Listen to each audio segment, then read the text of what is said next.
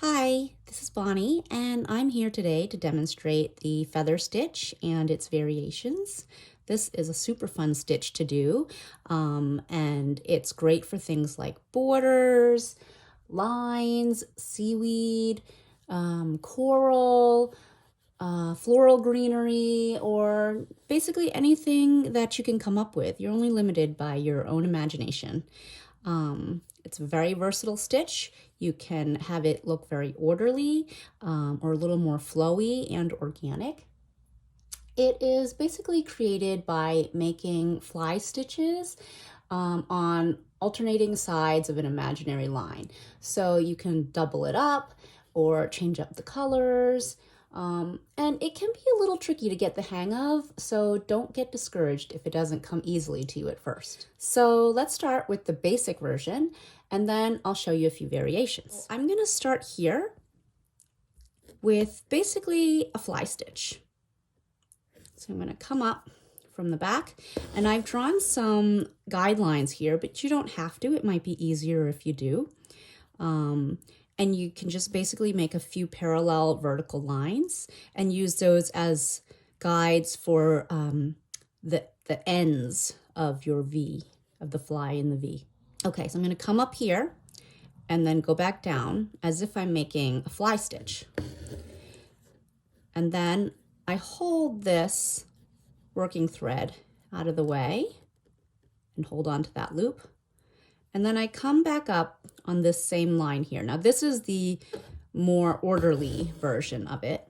And I pull the thread down towards me. The tension will then hold the shape of the V. If you pull straight up, you may tend to sort of over pull, and then the V will get like this. So it puckers the fabric. So instead, if you just pull towards you, you'll see that V form, okay? Then I go on the other side, go back down, and again, I move that loop out of the way, and then come back up, pull towards me, okay? And then you go back to the left side,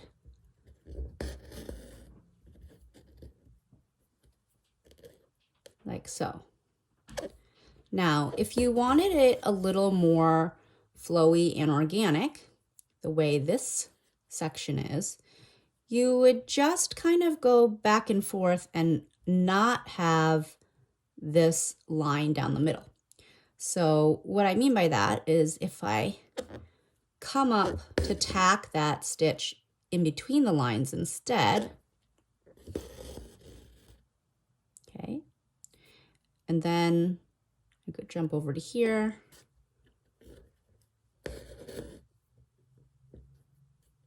And come up at this point.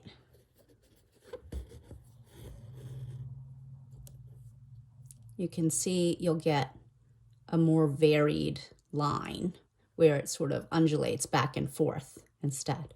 And at the end, you just tack it down. Oops.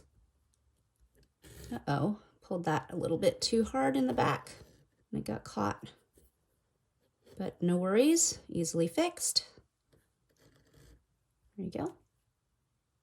Okay, then I'll tie that off and I'll show you the double feather. The double feather is done much the same, except that you're going to start with one of the fly stitches and then go 1, 2 over to the left or the right, depending on which direction you want the line to start in. And then you go another 2 over to the opposite side, and you just go back and forth. So let me show you here. I'll start with a little fly stitch again.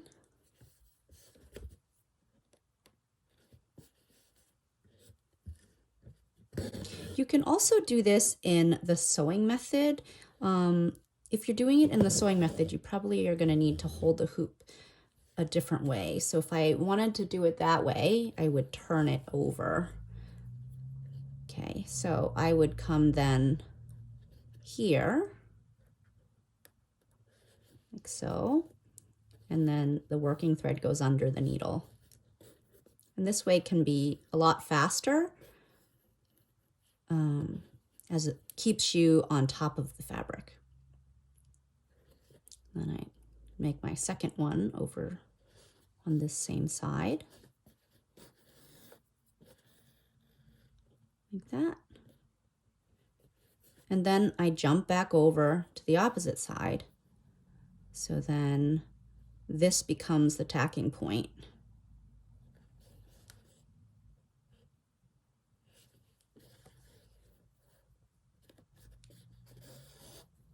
Over to the left, and again over to the left. I'll turn it upright and show you the poke and pull. So we'll kind of go back and forth between techniques.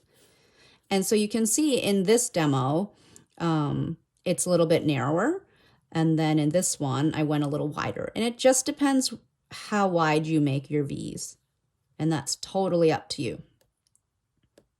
So let's go back to the poke and pull method. Again, I'm pulling down towards me just enough to hold the tension and form the V.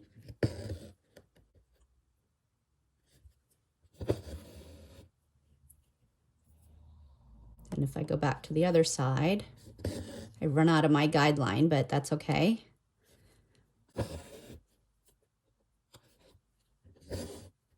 But this is a really pretty stitch and so many possibilities. And just tack it down. Next up is the chained feather, which, as you can see, is just so perfect for greenery, as the detached chain stitches look like little leaves. If you need any support with how to make a detached chain stitch, we do have a video tutorial about that as well. And also, I didn't show you in the other demonstrations how to tie off in the back, but you can also check out the video about that. We have a separate video about tying off at the end of your embroidery. So take a peek at that if you need any help with those. So back to the chained feather, you're basically making detached chain stitches with their tacking stitches sort of zigzagging over this center line here. So I'm gonna start in this corner and I'm gonna show you the poke and pull method first. So I'm going to hold in the back, I'm going to hold that knot out of the way before I reinsert the needle because I don't want to pierce that knot. You're going basically back into that same hole. And then I'm going to come just to the left of that center stitch. And then that will tack down that chain stitch. And you're pulling just enough so that you form that leaf. If you pull too tight, it sort of closes it up. So just watch your tension there. Okay, and then you make a longer tacking stitch. So that's the beginning of it. And then basically you go back and forth on either side. So I'm going to turn my hoop a little bit. And I like to line up this area here. So if you're wondering, well, where do I come back up on the other side? I use this point as a bit of a guide. So I'll go over here across.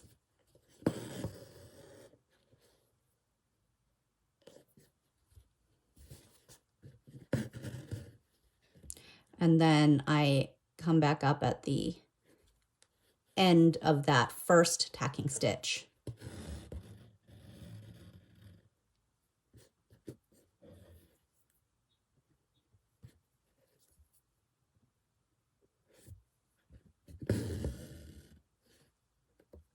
Let's do one more on this side.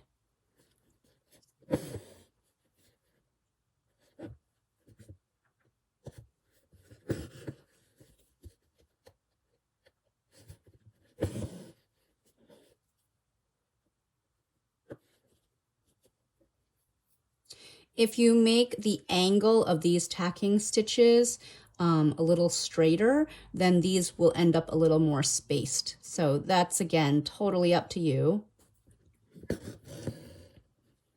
And then if you wanted to do the sewing method, again, I'd like to then turn my hoop so that I'm working away from me with the needle poking out away from me. Go in here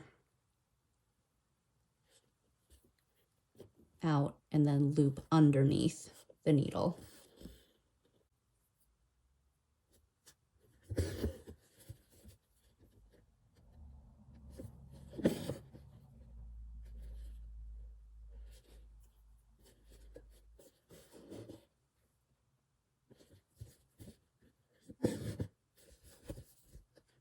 So there you have it, the feather stitch, the double feather, and the chained feather. And you can play around with the spacing, the angles, and come up with so many different possibilities. Hope you enjoyed this video. Thanks for joining me. Bye.